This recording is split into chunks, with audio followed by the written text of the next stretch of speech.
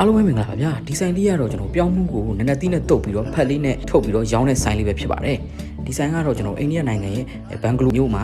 ရောင်းတဲ့ street food ဆိုင်လေးပေါ့နော်အိန္ဒိယလို့ပြောလိုက်တာနဲ့ကျွန်တော်လူကြီးကလည်းအရန်ထူတတ်တယ်ပြီးတော့ street food ဆိုင်တွေကလည်းတအားပေါ်တယ်ပေါ့နော်ပြီးတော့သူတို့ဆိုင်တွေကလည်းထူးခြားခြားတွေတအားရောင်းကြတယ်ပေါ့နော်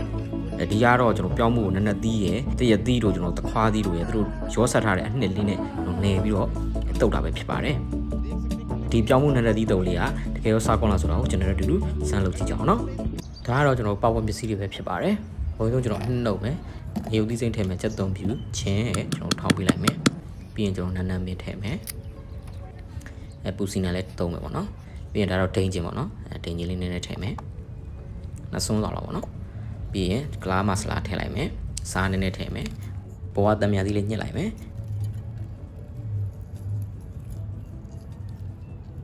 ပြီးရင်တော့ကျွန်တော်အနှစ်ဖြစ်သွားတဲ့အထိပေါ့နော်ထောင်းပြီးတော့ခြေပေးရပါပေါ့နော်လိုနေတာဆိုရင်ရပါပြီပြမှုခုံလို့လည်းကျွန်တော်တို့လိုပုံစံလေးဖြစ်အောင်ဒီလိုလေးနှောပြလိုက်ပါမယ်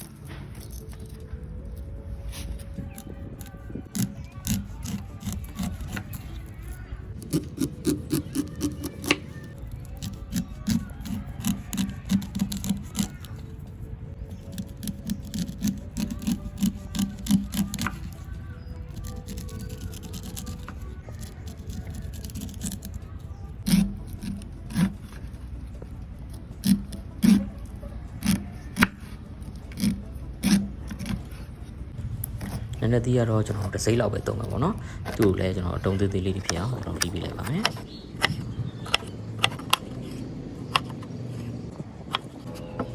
တရားတီးကိုလည်းကျွန်တော်တို့တုံးသေးသေးလေးတွေလီထားပေးပါမယ်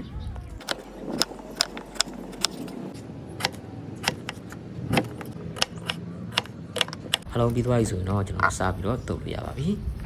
တောင်းမှုကလီထားတာကိုထည့်လိုက်မယ်ဒီက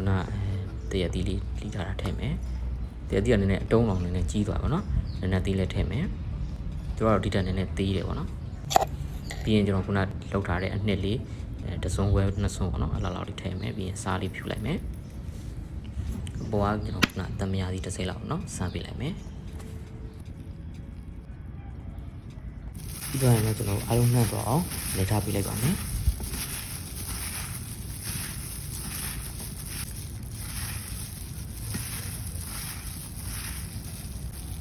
ခုဆိုတော့ကျွန်တော်ပြောင်းမှုနဲ့တီးတော့လေးရပါပြီဗျာမွေးတာတော့တော်တော်မွေးနေပြီဗျာကဲဘယ်လိုရတာရှိလဲဆိုတော့ကျွန်တော်ဤစံကြည့်အောင်နော်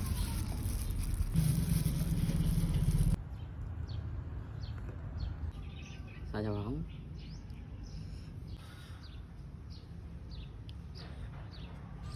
ဒီပြောင်းမှုမဆလာတုံးလေးကကျွန်တော်တို့သူ့ရဲ့အရသာကိုမပြောခင်ပါဘောနော်သူ့ရဲ့အနံ့ကတော့ပူစီနန်တို့ကလာမဆလာတို့နော်အစုံထဲတာတော့သူတို့အစားအစာတွေရဲ့အနံ့ပုံစံမျိုးရတယ်အရသာကတော့ကျွန်တော်